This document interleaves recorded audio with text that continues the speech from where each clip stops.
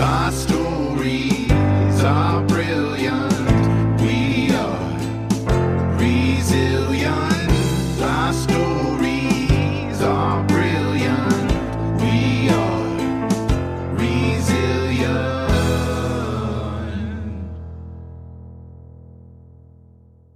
This is Beyond the Margins, where we go deeper into story, creativity, and the courage it takes to speak your truth.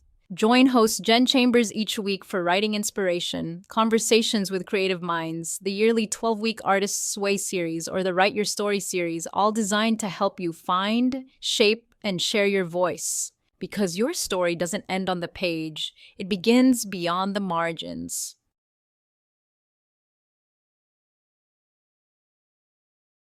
Well, I'm very excited today to have my friend Jen Senett Franklin for an amazing interview today. She has been a friend of mine for a long time, and we're actually in a band together. She is a musician and a teacher and a mother and a creative person, and I can't wait for you guys to meet her and find out all about her and her process. Thanks for much being here, Jen. Thank you. And now my dogs are going to say hello, so I'm going to go ahead and put this one out of the room. I'm so sorry. I'll be right back. Go. No problem at all. No problem at all. Jen and I were talking before I started, and I've had cats interrupting already. So, that's just how it is when you live record. Yes, so sorry. I'm back. Oh, no worries at all. So Jen and I are in an amazing band called the Hot Flashes and Heartstrings, and Jen plays a million different instruments. But before I get to that part, how did you start out as a musician? What was the beginning of that like for you? Did you start as a kid? So I always loved music. I have sang since I could speak, and I always remember singing commercial jingles and things as a young kid. But my dad is a very skilled, talented musician, composer who does a lot of great songwriting, and he's an amazing singer as well and guitar player. But he is kind of the jack of all instruments. He plays a lot of instruments. And so I was really inspired by him and just growing up around music all the time. Um, but my first instrument was a flute that didn't agree with me very much. I'm not a wind instrument person. But I tried that in fifth grade. But it wasn't until I was about 14 that I started playing bass guitar. Um, but like I said, kind of singing all the way through, and then picked up acoustic guitar at about 2021. So about 25 years ago. And so I could make the whole sound of a song, vocals, instrumental. You say picked up. Did you start out taking lessons, or did your dad teach you, or did you just teach yourself?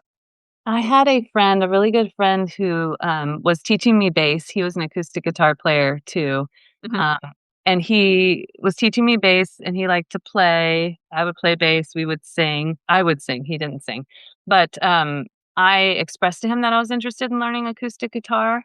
And I really didn't have the means to purchase one, but he brought one to me that he had, and taught me a few things. And because my fingertips had already learned how to hold down those bass strings, when I moved to acoustic guitar, there was still a big learning curve, but I think I picked it up quickly.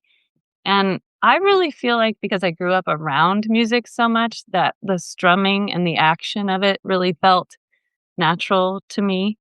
Um, so I had a few lessons from him, and then kind of took off through just internet research after that, and practice, practice, practice. Yes. And so now you're in 2 bands, 3 bands? How many bands are you in now? I'm kind of in 3 bands. So, Hot Flashes and Heartstrings. I am also in a band with Cooper Morris and Dakota Harris that we have officially named Treehouse Trio. And I perform with Cooper Morris as just a duo, but we don't have a band name. I guess I took a big leap going from musicians right to bands. But how long after you started learning did you start performing? Um, so once I started playing acoustic guitar, in my early 20s, I think I started performing within maybe 3 years or so. I put a lot of time in at home. I just really loved to play. I loved playing for myself and for my family. Mhm. Um, but I was really nervous about playing in front of others. And that was a leap for me to get in front of people and play music. Mhm. But as soon as I started doing that, it was really the amazing feedback that I got from other people that helped to give me that push to get out and perform in Mhm. public. Because I certainly didn't get to a point where I was like, "I'm ready now to take the stage." I never felt ready, but I had opportunities come my way, and I decided to just say yes, and even if I wasn't sure, I was ready to go ahead and do it because I knew, that I wanted it deep inside, even though it felt really scary. It's so scary. I totally identify with that because there's this incredible joy that I get from playing, and I don't know if it translates. I'm always afraid before I perform, always. And I've been doing it for so long, and I feel like it's never going away. Same. It's changed the way Uh-huh. I get nervous, but it's a real vulnerability, and I Mhm. know I've told you this before, but on stage, I'll often say, "I'm really nervous," and so once I've kind of thrown it out there, I feel like, "Okay, everybody knows my secret's out, it's okay, I can move on from this." Um, and I also think of excitement and anxiety as kind of sisters, right? They're kinda similar. Mhm. So I'm Mhm. really often trying to reframe it as excitement because it really is that. But the vulnerability of putting yourself out there in that way is, um, it's scary. It can be scary. Mhm. And Jen has a CD out. I think that vulnerability is a hallmark of some of the things that you write. Is it difficult? How did you start the writing part of music? So that was difficult for me, part because I had my dad, who was such an amazing songwriter. He hasn't written anything recently, but still is an amazing songwriter. So I felt like I had a lot to measure up to. And I've Mm. learned, still learning, that in art, we really shouldn't compare ourselves that way. In art, we really just need to chase what is our great thing and not compare it to what someone else did. But that did hold me back a long time. And so I started many songs and didn't finish one until I decided I needed to just cut loose and write a song about something fun and lighthearted and even funny. And I kind of aimed it towards my daughters, who at the time were maybe 6 and 9 or something, about that age. And I wrote the song about the Oregon Country Fair because it was something that we experienced together. Yearly. We would go, and there's a lot of interesting things at the fair, and it's its own kind of world, as I say in the song. Um, and so once I kind of got that one out there, I really was able to explore those more vulnerable songs where I was really sharing more about my personal experiences, and because those are kinda like a diary, right? They really are Mhm. very Mm. personal. Is there anything that you've written lately that feels that way? Yes. I had a long-term writer's block, I'd say. Kinda got back to where I had a lot of partial songs and hadn't finished one for a long time, and recently I completed a song. I think it'll be called Warrior, um, and it's a song about my experience with breast cancer. I was diagnosed with breast cancer in May of 2024, and I had a double mastectomy. I didn't have to have chemo or any of that, but medication and lots of turmoil through all that. But um, so I finally completed the song on this side of it. It's such a good song. Thank you. No, it's I kind of intense, and so it feels like a lot to share, but I think, there's always someone's going to relate to that story, and Yeah. 100%, and the idea of being a warrior is something that not only people with breast cancer, but people who have lots of different kinds of chronic illnesses can really relate to. And I think as women our age, I think, or, we're close to the same age. We are. um, I think that there's just so many people, there's more people than not that have something that's relatable with a song like that. And I think it's going to be incredibly powerful and impactful. So I can't wait for everyone to hear it. Yeah, and that word warrior is one that we use often when someone is going through an illness or, but the first line in the song is they called me a warrior, but I didn't want to fight. And so we're often given so many labels, Mhm. like warrior and you are so brave and I don't know how you Right. do it. Mhm. And we are really just terrified and shuffling through, you know, to get to the other side. I carried a lot of hope because that's really necessary. But then in the end, and at the end of the song, my kind of tagline, um, which might not have been there even when I shared it with you, but is claiming that because at the time when everyone's telling you how brave you are and that you're a warrior, you really don't feel like, or I didn't feel like one. But after I conquered all that I did and came on the other side and I reclaimed my life, that's a victory. It's a huge victory, and I learned a lot of lessons along the way. Oh my gosh, not that you wanted to. but- No, but it was in some ways a big wake up call to really go towards those things that fill my heart, like our band and my other projects in music and teaching too. Mhm. That's what I was going to ask you. So when did you start teaching?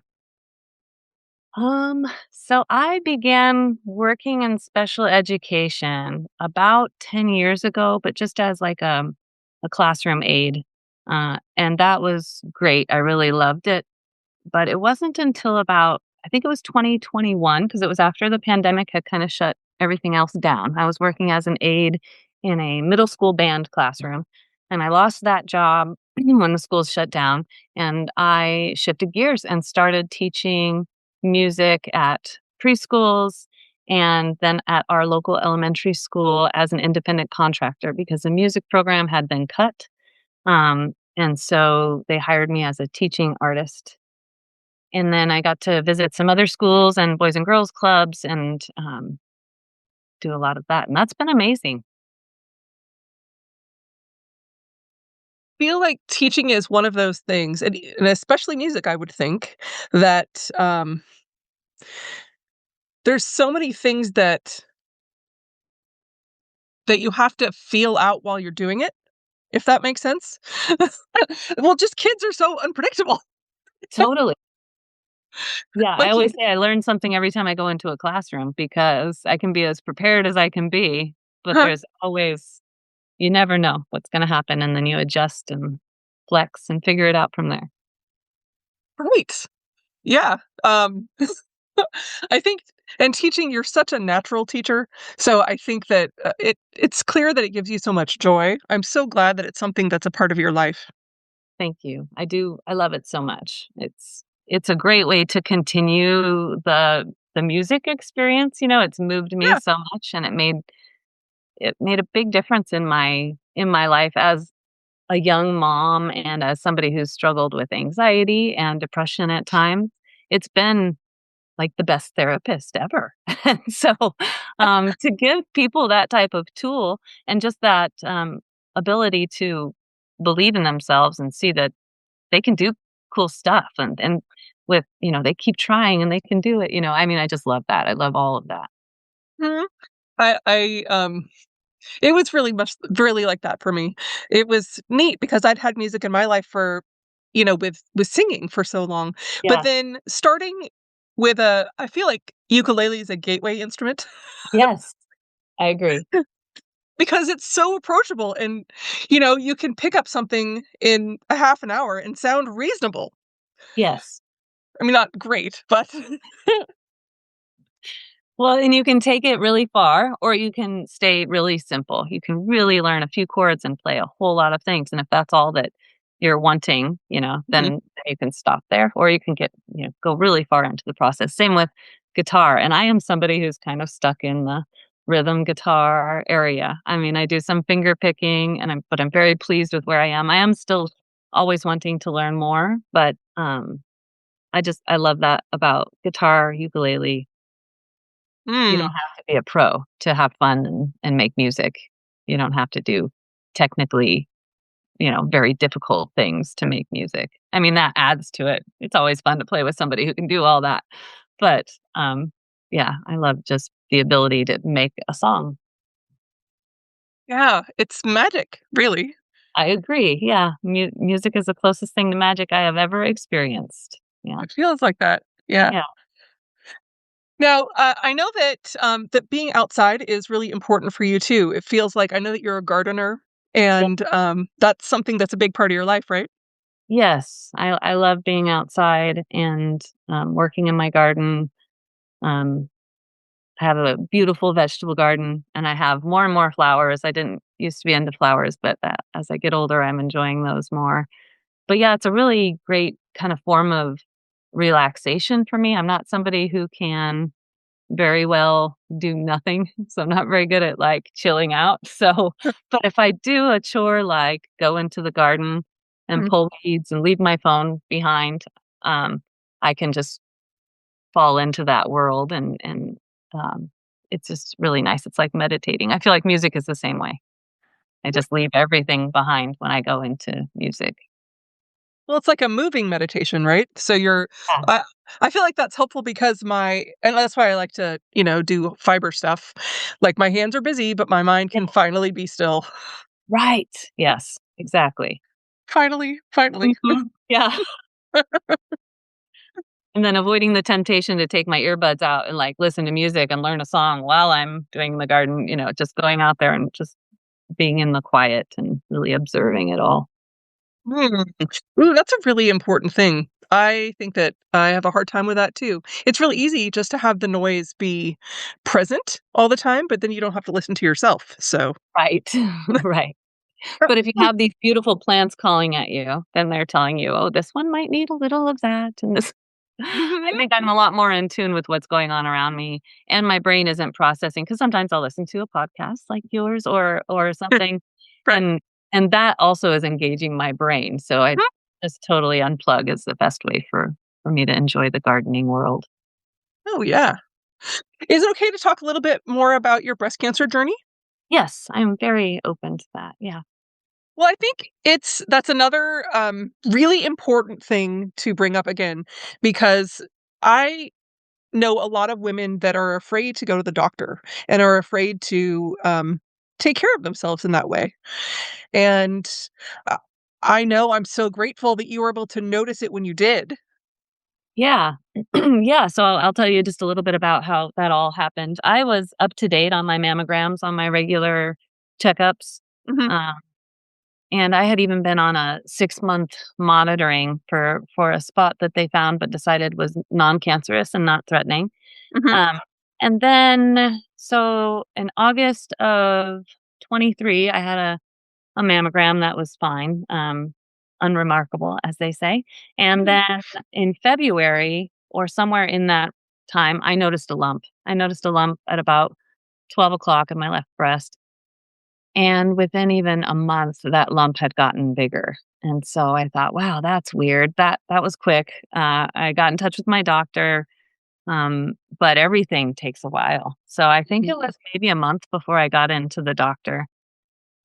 And I went in and she said, "Oh," she felt it and said, "Yeah, they're gonna wanna take that." And, she didn't imply that it was cancer. She did say that if it is breast cancer, it's just so treatable. So I left feeling, uncertain. Then so I got in and I got my mammogram. They did an ultrasound, and right away they asked for a biopsy. And, at that point, I just kinda knew. I just had a feeling that it wasn't good. Um, and I hadn't been feeling great. I had been sick on and off, and I had been going through some real tough times in my life with the loss of somebody, my cousin who I was really close with, was more like a brother. We were just 9 months apart, and he passed at 44, and my mom had had a brain tumor, and just a lot of tough things in life 2 years prior. And I had been getting sick a lot. And so then they did the biopsy, and I'm waiting for the pathology, and it took forever. So again, in my head, that just confirmed. I'm like, oh, yeah, if it's clear, they just know it's clear. Mhm. Um, and so I remember the moment that I got the call from my doctor, as many of us do, and I had my chart open because I was obsessively checking to see if my results had come in. And I Mm. was sitting in the Target parking lot, and I was eating a sandwich, and I opened my chart, and I saw the word carcinoma. And even before I knew anything about breast cancer specifically, I knew that word was not a good word. And I just, my stomach sunk, and I was just kind of frozen. And it was almost at that exact moment that my phone rang. My doctor is amazing. She Mm. knows me. She knew it. She knew I was Right. looking at my results. And she said, "Hey Jen, it's Kathy. Have you seen your results yet?" And I don't know why, but I said, "No." And she said, "Well, I hate to say this, but it was invasive ductal carcinoma, which means um, out of the ducts. It starts in the milk ducts, but it has started creeping out. And so that means that it's an invasive cancer and it's spreading or trying to." Mhm. And she said, "I'm referring you to, the cancer folks. You're going to be in good hands. They'll be following up with you really soon." So I sat there in my car and did nothing for a moment. And then I called my husband, and he knew I was waiting on results. He was at work, and I just told him I needed him to come there. So he did. And yeah, I don't know how far into the story to go. I'm sorry. I got a little carried No. No, please, please. away. Okay. I think it's fascinating, because we can Yeah. all imagine ourselves in the car. Be like, Yeah. "Oh my god." I finished Like, the rest of my sandwich. I So bet I sort of imagine, like, did you have to, like, stop and throw up? Like, I probably no, won't. I didn't get out of my car. I didn't shop. I had just been sitting there. I kind of my whole life was just kind of frozen waiting for those Yeah, results. of Even course. going to Target was just like a distraction. I didn't need Yeah, anything. right. Uh, and so my husband met me there, and oddly enough, on the way home, I said, "Let's go buy some trees." And so we went and bought 5 or 6 trees that I had been wanting for a fence line. And I do feel like that was symbolic for me. I didn't like think it through at the time, but it's kind of like, I'm planning for my future. There will be a Mhm, future. mhm, Mm. And so we did that, and I'm sure, in shock. I felt that I needed to let my immediate family know right mhm. away. That's the Right. route I went. Uh-huh. So I have 2 adult daughters, and I had to call them, and I called my mom. And so those are the 3 people that I told. And that is definitely the most emotional part for me. I'll try not to cry when talking about it, because that's really when it hit me, though, Right. having to tell my daughters. And they're both beautiful women, amazing. I'm so proud of them. They Mhm. took it differently. My Oh. oldest kind of well, we're both upset. She cried right away, and I could hear that. My youngest daughter, she may have cried too, but she immediately had all the questions. And, I immediately realized I had not any answers, 'cause, that's the other thing that happens with cancer is it takes quite a while before we learn what we're in for, Oh, interesting. what treatment will happen. So Uh-huh. but I think that that's the moment where it was just like, okay, like, it was real then. It was real once I shared it with them, and I Mhm, began to feel their reaction, 'cause mhm. my own body is its own thing, but Right, right. when I then shared it, that it made it so much more real and painful, hard to share that with them. It felt to me, it wasn't like it was more real, but it was that was the hardest part, is to feel their concern and sadness, because we all get overwhelmed, and I think many of our brains jump to the worst when we hear cancer. Mhm. And I had you have people say, "You're gonna beat this." And I'm like, "What are you talking about? Of course I'm gonna beat this. There is no other option." And people say all these loving, wonderful things, but to the person, it sometimes feels like uh, that they don't. It doesn't come across the way people mean for it to. If that makes sense. Oh, no, interesting. You're like, "Well, yeah." Were you assuming that I wasn't? Yeah, Like yeah. So, and I didn't look at statistics and things right away. So I Mhm, didn't. I've always been a heavy researcher. I didn't. I just kind of I think I knew what I needed to do to just protect my body and my brain, and so I just took it one hurdle at a time, and so, um, my tumor was not one tumor, but multiple on one side, so, a mastectomy had to happen on one side. I elected for the other side because I was 44, and I didn't want to have a reoccurrence and have to deal with such a major surgery later in life. So I chose to do both. And they didn't find any cancer in my right breast. And they did take one lymph node and it was clear. So I didn't, so after all that pathology, that's when they decided my treatment. But from my diagnosis date to my double mastectomy was 3 weeks. So not even enough time to really process what was happening. I had I had no to make idea.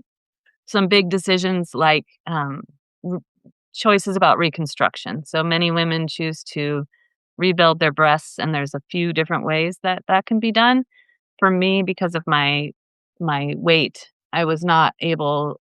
I didn't have all the options. So the only option for me was to either go flat or to get breast implants. And I made the choice to go with breast implants, which made my process a lot longer and more complicated, but that was what I needed to do for me, and I totally support what anyone else needs to do for them. And my initial instinct was, "Why would I take something out and then put something back in?"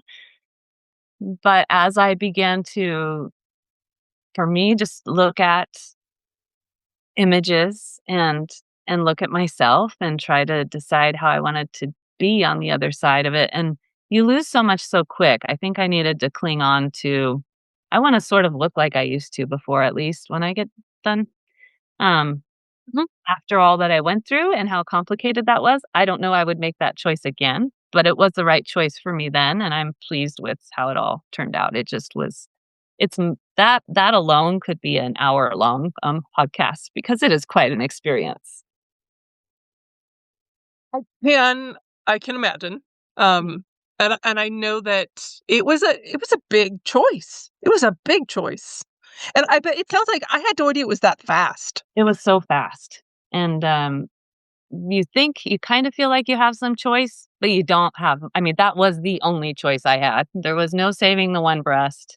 Mhm, Um, it had to go, mhm, and even in the imaging, it looked worse than it was when they so that's that kind of, blurry ride of the cancer trip, because when they did the MRI, the tumor looked much larger and spread out, but I guess it was just multiple tumors that made it look like a bigger one. mhm. So, But the thing I heard you say, and I wrote it down because I that was amazing. I bought trees because there will be a future. yeah, And, like, that's what you're doing. You're I did. planning, I you know planted those trees in the backyard, and they are still growing, and Mhm, yeah. Um Yeah, because I had no idea what I was in for then. It was a long journey, and uh-huh, I'm still picking up the pieces, because I was a very active person, and I have, like I mhm, said, my garden and my yard and mhm. all these lovely paths that I keep cleared all the time, and, it's as if I was gonna say as if I took a vacation, but it was nothing like a vacation, but I wasn't able to work on my property for a really long time.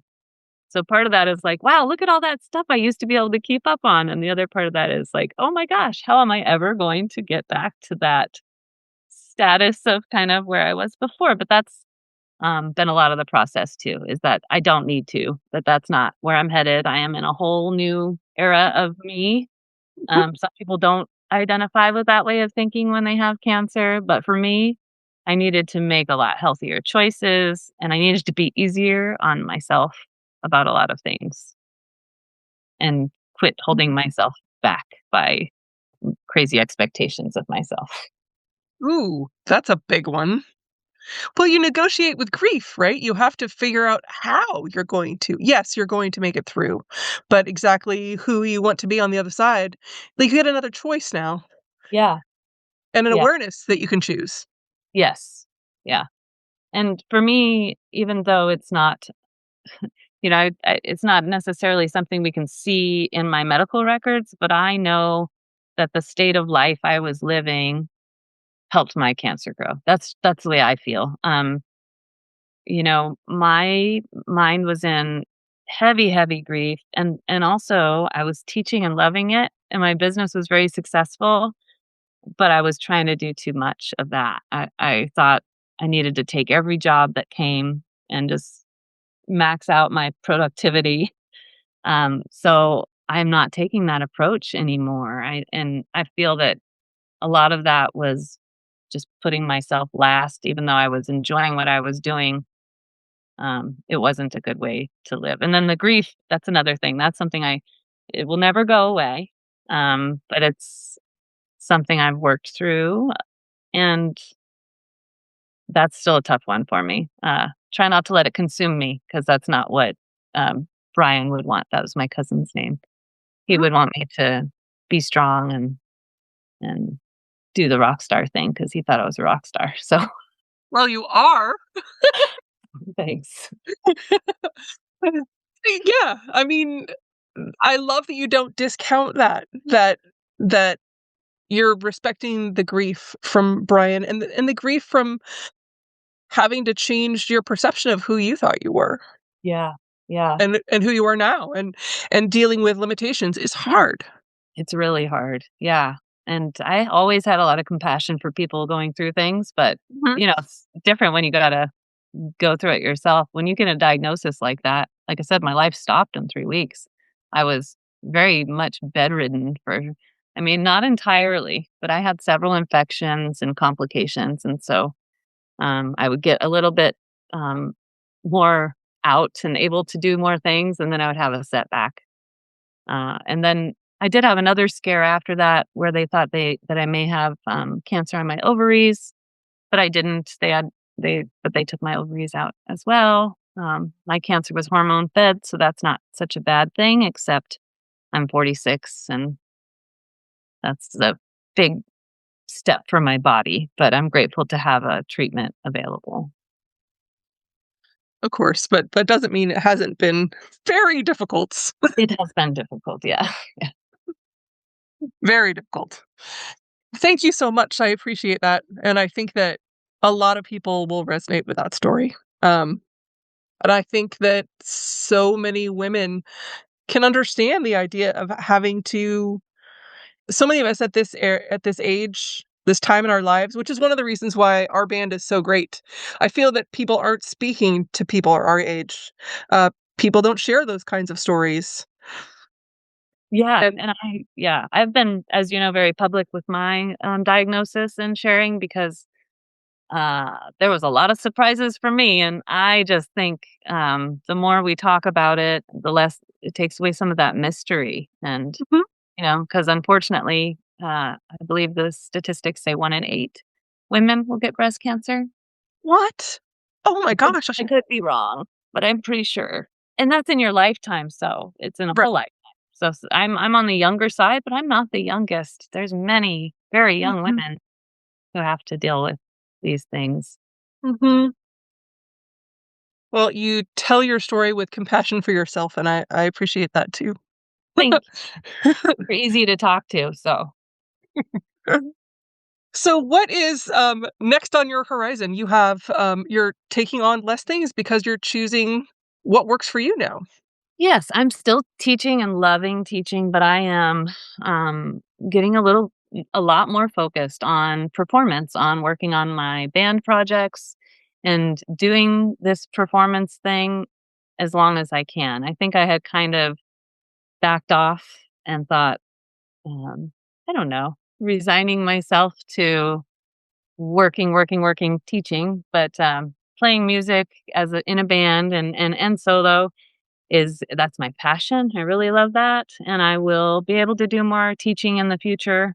I'm not quitting teaching either, but just cutting back so that I can focus more on getting better at my instrument, working my vocals more, and helping grow our band and the other trio that I'm in, and getting out there and just doing it. And also, because for myself, really, but I also think that sharing my cancer story and doing that, should someone have a diagnosis like that they can see that there's life on the other side, and that I can go in front of people and I they all know my story, they all know I had to have a double mastectomy. And as a woman, that's like, oh, that's a pretty big deal. Yeah. I don't think about that when I go into the world. I think, look at me, I get to be on this stage and sing this song with these cool people. So I'm just grateful to do what I get to do. I'm so lucky.